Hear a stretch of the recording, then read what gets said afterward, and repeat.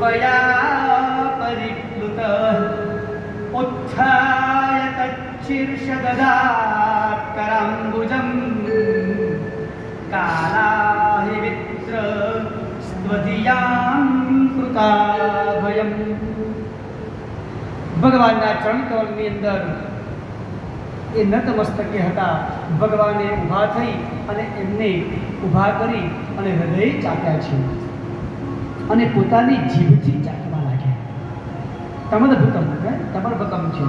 જેમ ગાયનું તાજું જન્મેલું વાછરડું જેમ એની પર જે મેલી ચોટી હોય અને મેલી દૂર કરવા માટે ગાય જેમ પોતાના વાછરડાને જીભથી ચાટે અને સ્વચ્છ કરે એમ ભગવાન પ્રહલાદજીને ચાટતા.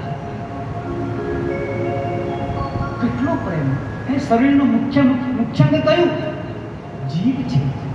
એ જીભથી સ્વચ્છ કરે છે, ચાટે છે કે બેટા વિલંબ થયો, ક્ષમા માગે છે.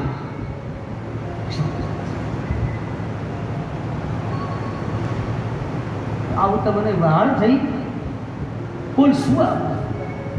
અને એ વખતે રડતા રડતા કહેવા લાગ્યા કે મારે કંઈ જોઈતું નથી, પણ મારા પિતાનો ઉદ્ધાર કરજો. ભલે મને સતાવ્યો, પર્વતોથી ફેંક્યો, કચડાયો, હેરાન કર્યો, પણ મારા પિતાની ગતિ થાય એવું કંઈક કરો. ત્યારે ભગવાન કહેવા લાગે તારા પિતાની વાત કરે છે? પિતા નહીં, પણ તારી 21 પેઢી તરી ગઈ જાય. તારા પિતૃપક્ષની, તારા માતા પક્ષની અને તારા જેના જોડે લગ્ન થવાના છે એ વંશની પણ 7 પેઢી, એનાથી પણ